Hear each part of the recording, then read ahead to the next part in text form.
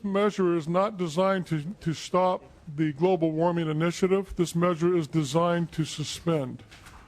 It is designed to suspend it until our unemployment rate drops below 5.5 for 4 quarters in a row. That has happened 3 times since 1979. The University of San Carlos in Spain came out with a study that showed for every green job that was created, they lost 2 jobs, and that for every green job they created in Spain, it cost the taxpayers $750,000 per job. Varsity just did a study on the impact of AB 32, and his study showed that over 1 million jobs will be lost. So the bottom line is this, is you're going to look at me and say, you know what, these are studies, and for every study you have, we have another study, and that may be the case, but the bottom line is this is not the time to experiment. The state is suffering, especially in the building materials industry, and I think that having a little bit of time and let this make sense instead of throwing it on us in probably the worst economy we've had in 40, 50 years makes a lot of sense. AB 32 has a commitment from private dollars because they're creating new companies here in the state, and with each company we're creating a whole new supply chain, many jobs. The Global Warming Solutions Act was a very good idea when it was passed in 2006. It's even a better idea and more important now in 2010. Let's remember what California has at stake, what we stand to lose with global warming: rising sea levels, shrinking snowpack, more tropical diseases migrating north.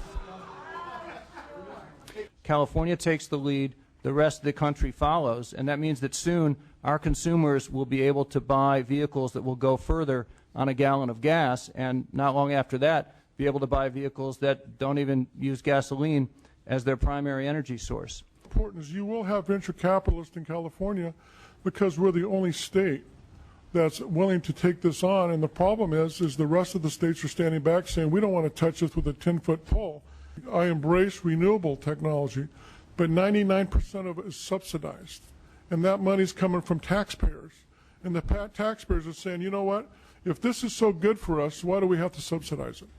You know, when we have a forest fire in this state, we don't say we got a budget deficit so we can't go put the fire out.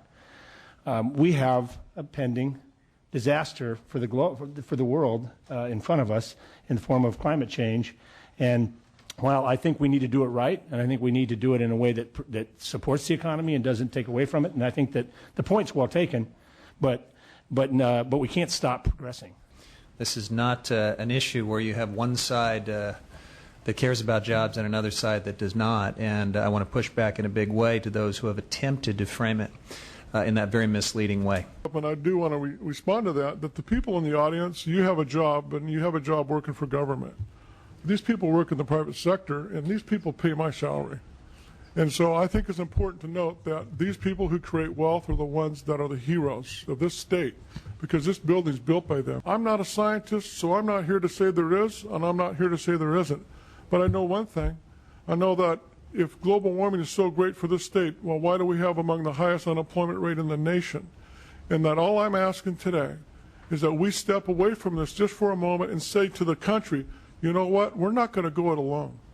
We're going to do this as a nation together. And if there's a cap and trade bill passed in Congress, then we're going to get on board with it, just like every other state. But I cannot ask these businesses to do something that nobody else in the country will do. And by the way, carbon emissions are increasing primarily because we no longer manufacture in California because of our regulations in AB 32.